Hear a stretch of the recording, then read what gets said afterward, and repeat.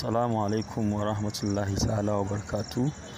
Masu sauraron mu yau ma kamar jiya, Ubangiji Allah subhanahu wa ta'ala ya dawo da mu inda za mu tattauna akan wata ita ma shari'ar mai abun ban dariya.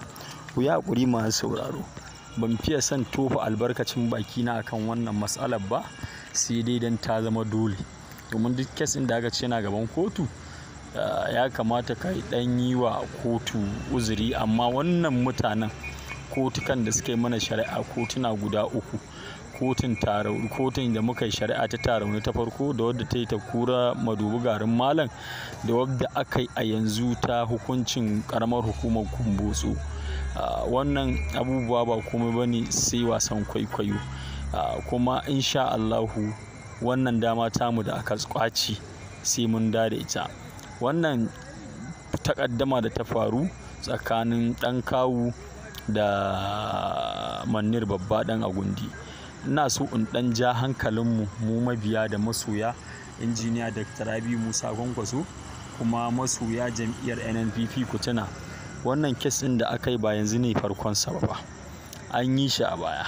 Duk wanda zai iya ban hankalinsa ya tuna cewa kafin zaɓe mutanen nan sun kai ƙara, an yi hukunci akan an kai ƙara akan cewa takaddun makarantar Dankawu ba masu inganci ba ne, inda aka yi ta buga shari'a, aka yi da kotu 1, 2, 3 an ji, kuma kotu a ƙarshe ta tabbatar da sahihancin waɗannan takaddu, inda ta tabbatar da Dankawu takaddunsa ingantattu ne.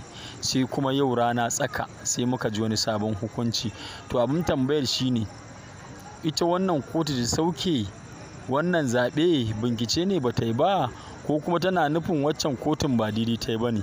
Domin dai abu ɗaya ne, kotun farko dole idan mutum da mun tafi appeal, kotun da muka je ta biyu yanzu dole za ta ɗauko waccan hukunci da wannan kotu ta yi ta kafin zaɓe ta zo ta yi mana hukunci da shi.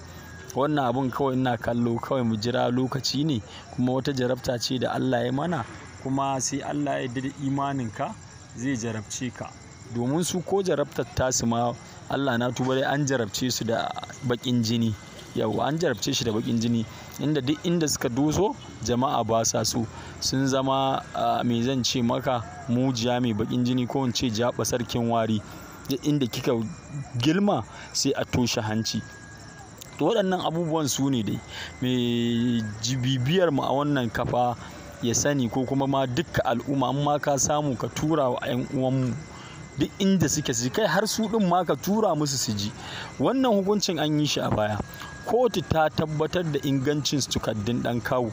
Yau kuma mutanen nan wasu sun fito saboda sun samu wasu mutane irin su, daman kowa ya san 'yan cin hanci ne, ba abin da suka sani sai cin hanci sai rashawa, ba abin da suka sani 'yan adamahu haramun wa masharabahu haramun ne wa guziya bil haram fa anna yastajaba lahu, wanda hadisi ya tabbata a gansu. Su ba abin da za su sai dai su cin hanci. Mutanen da ƙuri'an da suka samu nawa suke, kuma abin da nake son kowa ya fuskanta cewa fa mutanen nan ba inda suke kalubalantar mu cewa ba mu ci zaɓe ba, a'a, kalubalantar da suke kan wani sharhi ne wanda ma abin bai ma cancanci a ɗauke shi a wani maganar uzuri ba. Wannan shine, kuma ni abin da nake ɗan jan hankali shine, lauyoyinmu na ƙara jan hankalinku, gaskiya sai kun tashi tsaye, in dai ba kuma dai an bi ta bayan gida ana neman ai wani abu na rashin cancanta daga gare ku ba. Lauyoyinmu sai kun tashi tsaye, gudunmuwar da kuke bayarwa gaskiya ta yi wannan, saboda duk ta yi sauƙi. Domin duk hukuncin da ake ɗauke ana ƙwace mana kujeru a kansa, za ku ga abu ne mara inganci, wata gaba ce mara ƙwari da bai kamata ma a kama ta ba a harkar shari'a. Ban san fiye cewa komai akan harkar shari'a, amma wannan ya kamata in ce gaskiya lauyoyinmu ku sake dagewa, kuna ƙoƙari amma ku ƙara dagewa da ƙoƙari, abin da kuke yi ku ci gaba da dagewa. Sannan kuma gaba ta gaba, ya kamata 'yan uwa mu dage da addu'a, in sun tsaya Allah ya ba su ƙarfin gwiwa su abin da ya kamata.